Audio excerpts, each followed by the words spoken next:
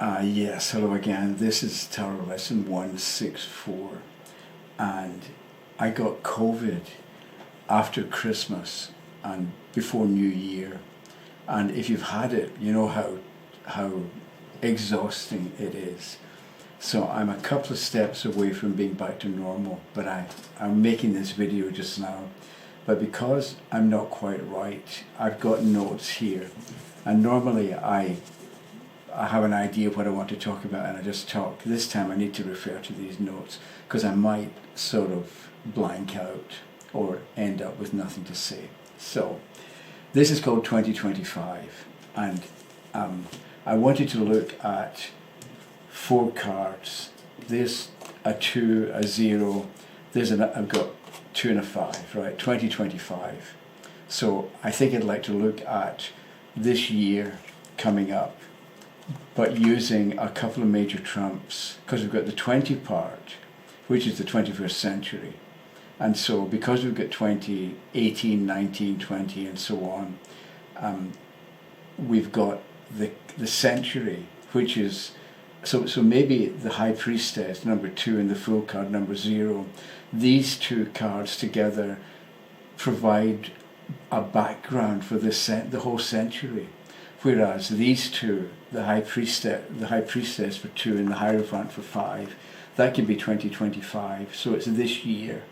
Whereas last year was the Hierophant, the High Priestess and the Emperor, and next year will be the High Priestess and the Lover's card. So I wanted to look at this and see if we can make sense of 2025 and also get a better understanding or become more fluent with looking at a card and using it to answer any particular kind of question. So I've got some notes here, and I want you to begin with mathematics or math in North America. So when I was in high school and like 14, 15, I'll just show you these notes that I've got here. We would have mathematics homework, right? And they'd say solve for x, and I would come up with something like, therefore x equals 1.872536, and I would know it was wrong. And then I would go into school the next day and I'd speak to a friend of mine and I would say, what did you get for question 2? And he would say something like x equals 12, which is obviously the right answer. And then he would be able to go through what I had done, my calculations, and point out where I went wrong and what I should have done differently. And so with mathematics and various other subjects, you can be right or wrong. And there's an answer and a wrong answer. And somebody can explain to you what you did wrong, so you end up with the right answer, right? So with the tarot, it's not a question of being right and wrong. Yes, you can make a forecast about how something's going to work out, and you say it will work out and it doesn't, so you were wrong. So I'm not talking about that kind of right or wrong, but it has to do with meanings of cards, or what a card points to, or what it indicates. And with the tarot, it's not so much being right or wrong. So maybe you can relax a bit when you're looking at a card, and instead of thinking, I turn this card, what does it mean? I don't know, I'm in trouble. You turn a card and you remind yourself, it's not so much a right or wrong answer. It's different from that, because what do I got here? With when you're doing a tarot reading, or when you're looking at a card, there's you and your understanding, and you express your understanding. So we've got the High Priestess can be multiple different things. So I've got here the High Priestess can represent isolation, because it looks like somebody on their own. Whereas with other major trumps, I don't have any here sorted out, but with the Judgment card, it's there are other people in the picture. And so it's not so much a card of isolation, judgment, whereas the High Priestess looks like somebody on their own and maybe having to depend on their own resources or their own inner guidance or inner wisdom. Also, I wrote down, the High Priestess can represent quiet study. So if we're discussing this card and I say the card represents or can represent isolation, you can't really say no, it doesn't. It's not like I'm wrong in saying that the card represents isolation, and I'm wrong to say it represents quiet study. And it's so being on your own and figuring out things by yourself can be an important aspect of the answer, or quiet study can be an important approach to take to understand the answer. So if you've got a problem and the High Priestess comes up, rather than look to other people, or rather than look in a book for an answer, spend some, well, maybe you're looking at a book because she's got a book in her lap, but it's more like the answer is within you, so find it or look for it, rather than, and do some quiet study. Because I've also got here hidden influences at work, which is a kind of traditional meaning of the card. So maybe with the High Priestess, there are other things going on that you're not aware of, maybe because it's in the dark. So I've got here respectful silence. So the High Priestess can represent respectful silence, and you can't really say no, it doesn't, because clearly it does. So it's not a question of being right or wrong. It goes back to the idea it's you and your understanding, and you express your understanding based on the card to give an answer to the question. Also, we get darkness because it looks like it's dark in there. It's not out sunlight, bright sunlight where everything is clear. But it's dark, and what have I got here?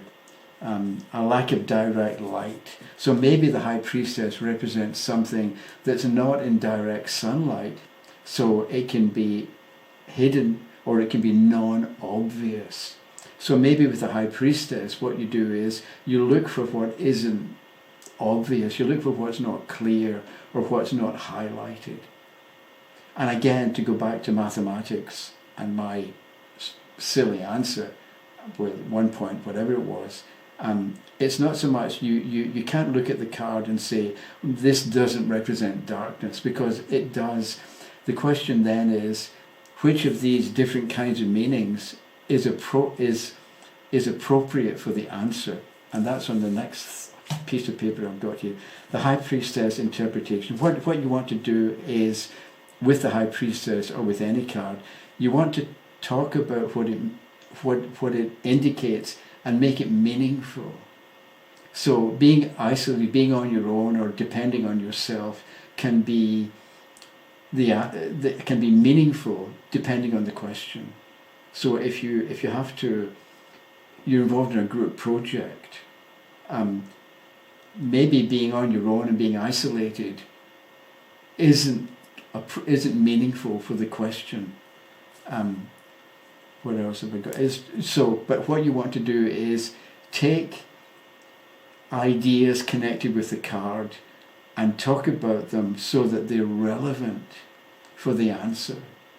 So maybe, let's say you've got a group project and the High Priestess comes up. So maybe you say to the person, when you've got an individual idea, rather than ignore it and think, well, other people aren't going to like it, work on the idea and develop it a bit and then present it to the other members of the team, because the High Priestess can represent isolation and working on your own rather than being involved with other people. So maybe if the High Priestess is upside down, rather than work on your own and come up with your own ideas, work with other people and discuss with them, with other members of the team, what they're doing and what they think is important and how you ought to go about getting the result that you're looking for. So you want your meaning or your interpretation to be meaningful or relevant or sensible. Don't forget being common sense, so that with should I marry this person? And you get the High Priestess. Okay, marry them, but don't go into it with both eyes closed. Sorry. Don't go into it with both eyes closed, because here you're thinking it through and making sure that the person you're thinking of marrying is makes sense for you, that you're on the same page, that you're going in the same direction, and it's not like it's just lust that's making you want to marry the person. And the last word I've got here is pertinent. So what the interpretation you give for the High Priestess or any other card ought to be meaningful, relevant, pertinent. It ought to be, it ought to connect, or it's better if it connects with the question and the answer. So that's that. Next is, this is my book on Hamlet, right? So, years ago I came across this idea that Shakespeare didn't write the plays. It was actually Francis Bacon who wrote the plays.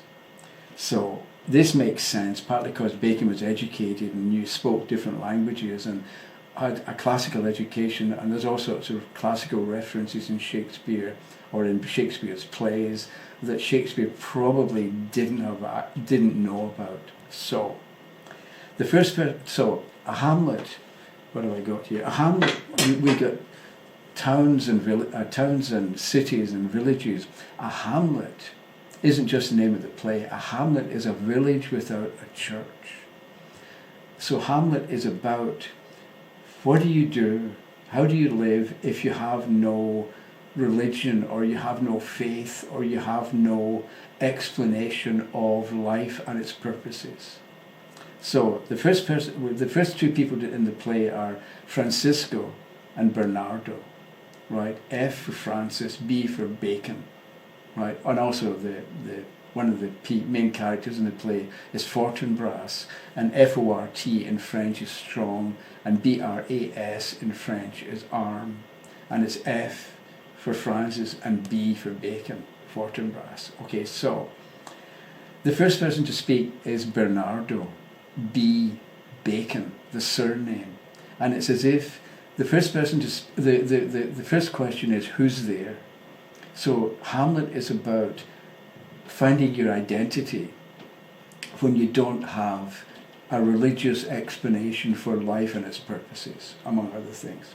So the first person to speak is Bernardo, or Bacon, the family name, as if the first person to speak is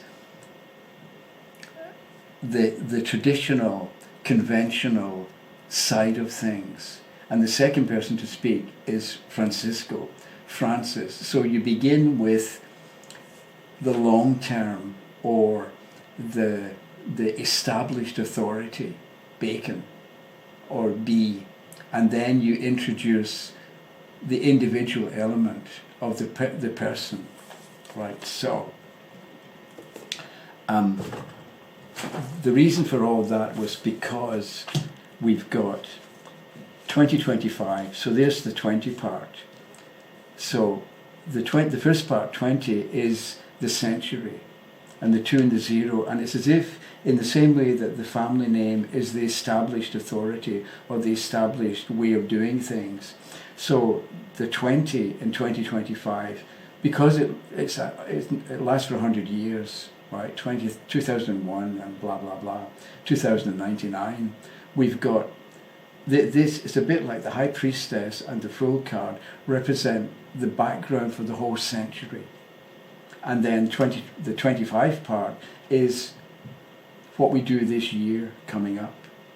So if we look at the High Priestess and the Fool, I've got just put them side by side. We've got the Fool is kind of looking in the direction of the High Priestess.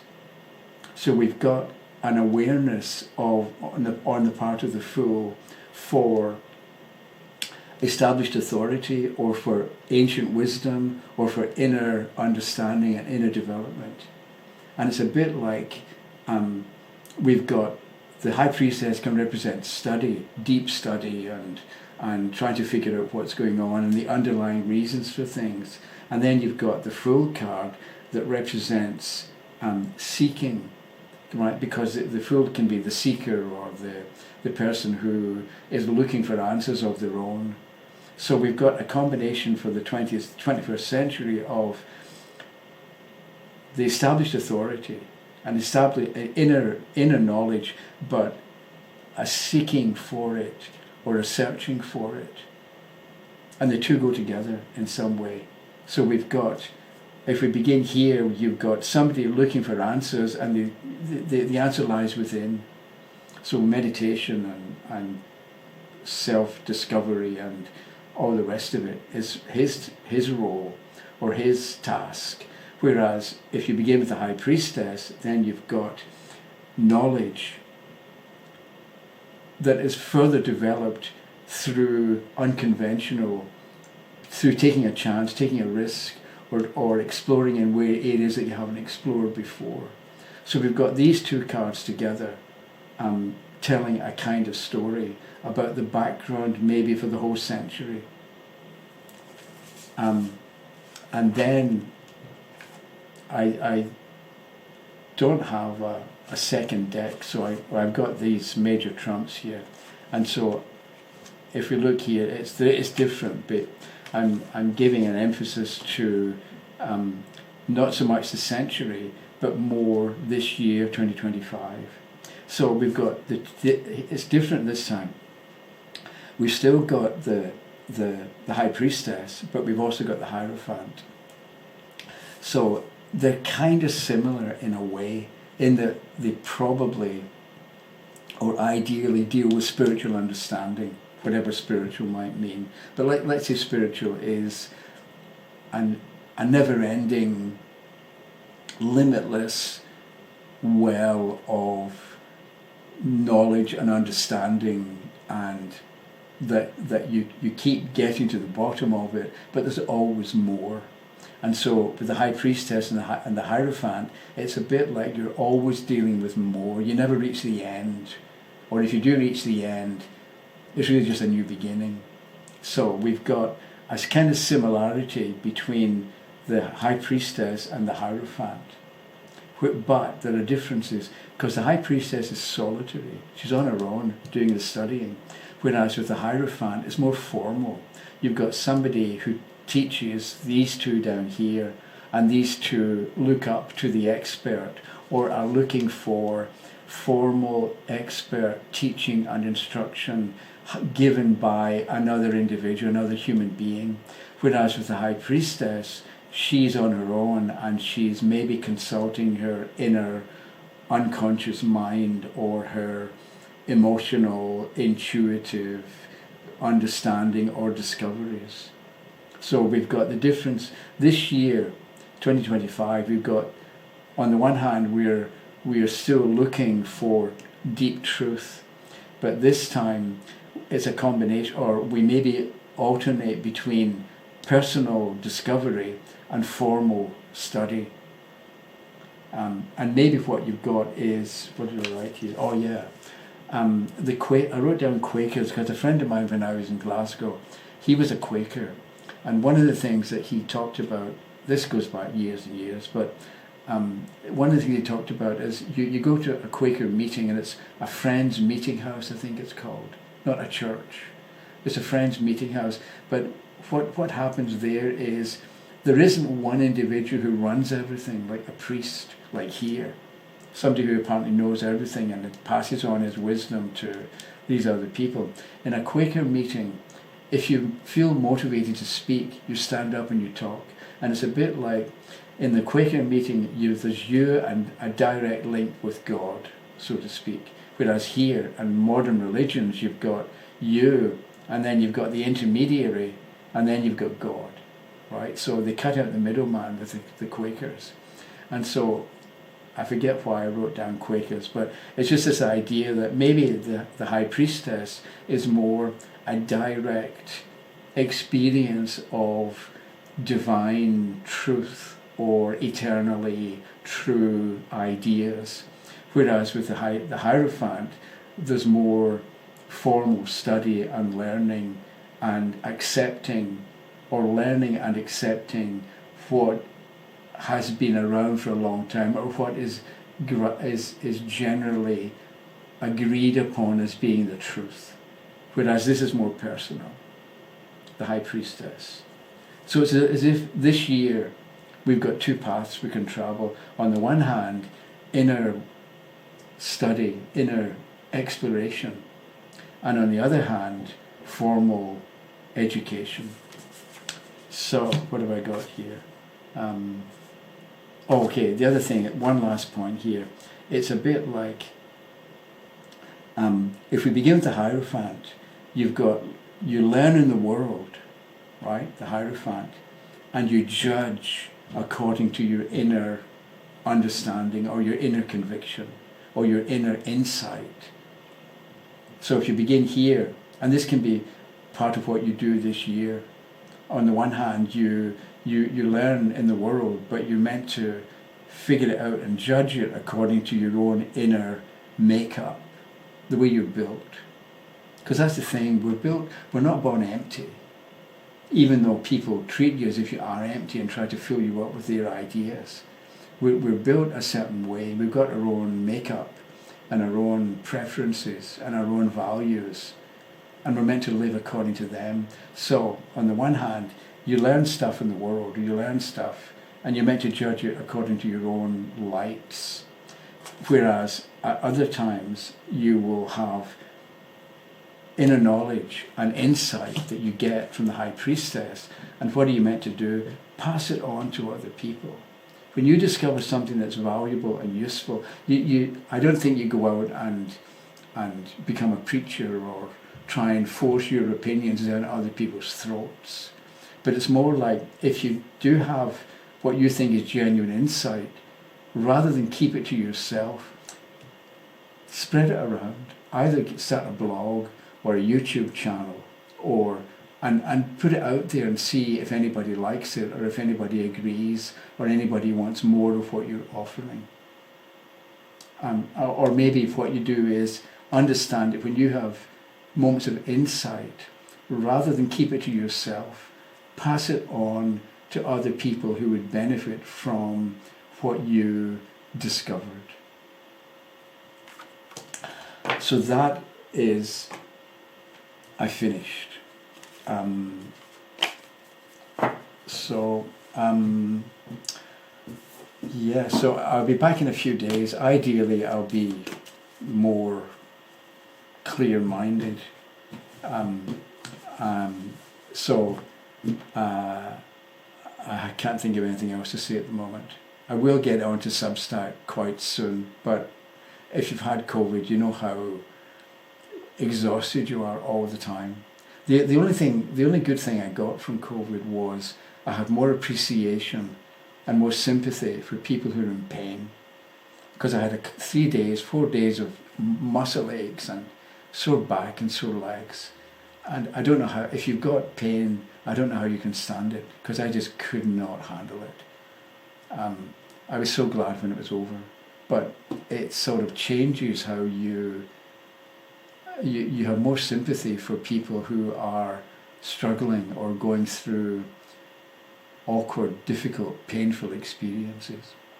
That was it. Thanks for watching, and if you have comments, leave them down below, and I'll be back in a few days. Okay? Bye-bye.